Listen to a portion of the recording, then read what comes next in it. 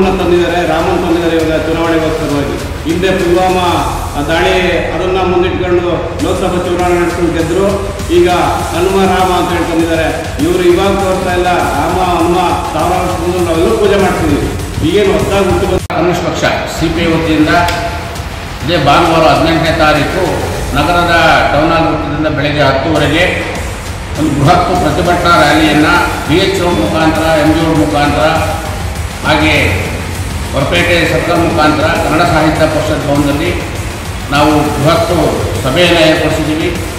ಈ ಸಭೆಗೆ ನಮ್ಮ ಭಾರತ ಕಮ್ಯುನಿಸ್ಟ್ ಪಕ್ಷದ ರಾಷ್ಟ್ರೀಯ ಕಾರ್ಯದರ್ಶಿಗಳಾಗಿರ್ತಕ್ಕಂಥ ಕಾಮ್ರೇಡ್ ವಿನಯ್ ವಿಶ್ವಂ ಬರ್ತಾ ಇದ್ದಾರೆ.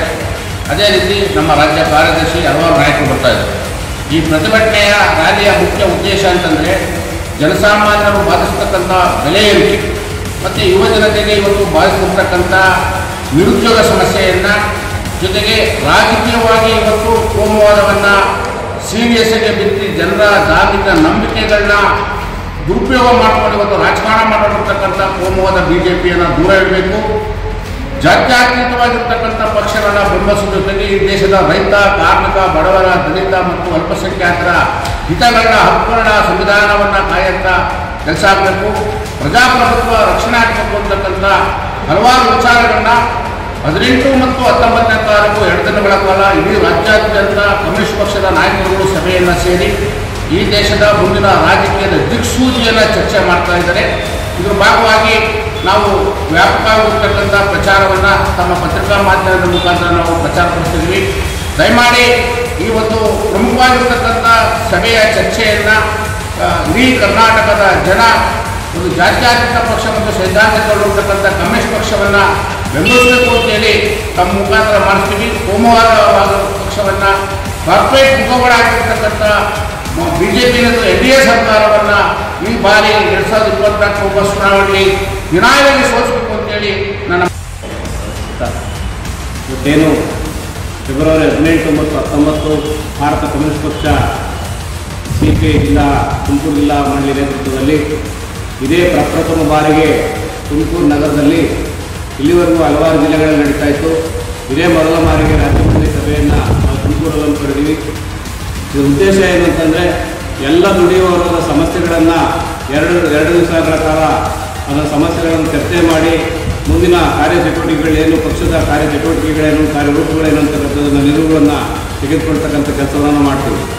ಏನಿವತ್ತು ಬೇರೆ ಸರ್ಕಾರಗಳು, ನಮ್ಮ ಸರ್ಕಾರಗಳು ಆಡಳಿತ ಮಾಡ್ತಿರೋ ಸರ್ಕಾರಗಳು ಏನೆಲ್ಲ ಕೊಡಬೇಕಾಗಿತ್ತು ಜನಗಳಿಗೆ ಅಥವಾ ರೈತರಿಗೆ ಆಗಲಿ ನಮಗೆ ದುಡಿಯೋ ವರ್ಗಕ್ಕೆ ಏನೆಲ್ಲ ಕೊಡಬೇಕಾಗಿತ್ತು ಅದನ್ನು ಕೊಡೋದು ಬಿಟ್ಟು ಬೇರೆ ಬೇರೆ ಧಾರ್ಮಿಕವಾಗಿ ದೇವರ ಹೆಸರು ಹೇಳ್ಕೊಂಡು ಮತ್ತೊಂದು ಹೆಸರು ಹೇಳ್ಕೊಂಡು ಬೇರೆ ಬೇರೆ ಅವರ ಮೂಡುಗಳನ್ನು ಬೇರೆ ಚೇಂಜ್ ಮಾಡ್ತಕ್ಕಂಥದ್ದನ್ನು, ಯುವಕರಿಗೆ ಉದ್ಯೋಗ ಕೊಡಲಿಲ್ಲ, ರೈತರು ಬೆಳೆದಂಥ ಬೆಳೆಗೆ ಬೆಲೆ ಕೊಡಲಿಲ್ಲ, ಕಾರ್ಮಿಕರಿಗೆ ನ್ಯಾಯ ಕೊಡಲಿಲ್ಲ, ಯಾವುದೂ ಕೊಡಲಿಲ್ಲ. ಅದನ್ನು ಮರೆಮಾಚಲಿಕ್ಕೋಸ್ಕರವಾಗಿ ಬೇರೆ ಬೇರೆ ಹೆಸರುಗಳನ್ನು ಹೇಳಿ ಅದನ್ನು ಹನುಮನ್ನ ತಂದಿದ್ದಾರೆ, ರಾಮನ್ ತಂದಿದ್ದಾರೆ ಇವಾಗ ಚುನಾವಣೆಗೋಸ್ಕರವಾಗಿ. ಹಿಂದೆ ಪುಲ್ವಾಮಾ ದಾಳಿ ಅದನ್ನು ಮುಂದಿಟ್ಕೊಂಡು ಲೋಕಸಭಾ ಚುನಾವಣೆ ನಡೆಸ್ಕೊಂಡು ಗೆದ್ದರು. ಈಗ ಹನುಮ ರಾಮ ಅಂತ ಹೇಳಿ ತಂದಿದ್ದಾರೆ. ಇವರು ಇವಾಗ ತೋರ್ತಾ ಇಲ್ಲ, ರಾಮ ಹನುಮ ಸಾವಿರಾರು ವರ್ಷ ಮುಂದೆ ನಾವೆಲ್ಲರೂ ಪೂಜೆ ಮಾಡ್ತಿದ್ದೀವಿ.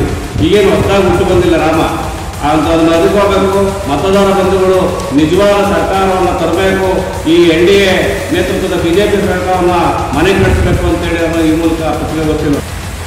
ಇದೇ ಫೆಬ್ರವರಿ 19 ತುಮಕೂರಿನಲ್ಲಿ ನಮ್ಮ ಪಕ್ಷದಿಂದ ಒಂದು ದೇಶದಲ್ಲಿ ಏನೆಲ್ಲ ಬೆಳವಣಿಗೆ ನಡೀತಾ ಇದೆ, ರಾಜಕೀಯವಾಗಿ, ಆರ್ಥಿಕವಾಗಿ, ಹಾಗೂ ಯುವಕರಿಗೆ ನಿರುದ್ಯೋಗ ಇದೆ, ಹಾಗೂ ಮುಂದೆ ರೈತರಿಗೆ ಏನು ಕೊರತೆ ಇದೆ ಅನ್ನೋದು ಇವತ್ತು ಎದ್ದು ಕಾಣ್ತಾ ಇಲ್ಲ.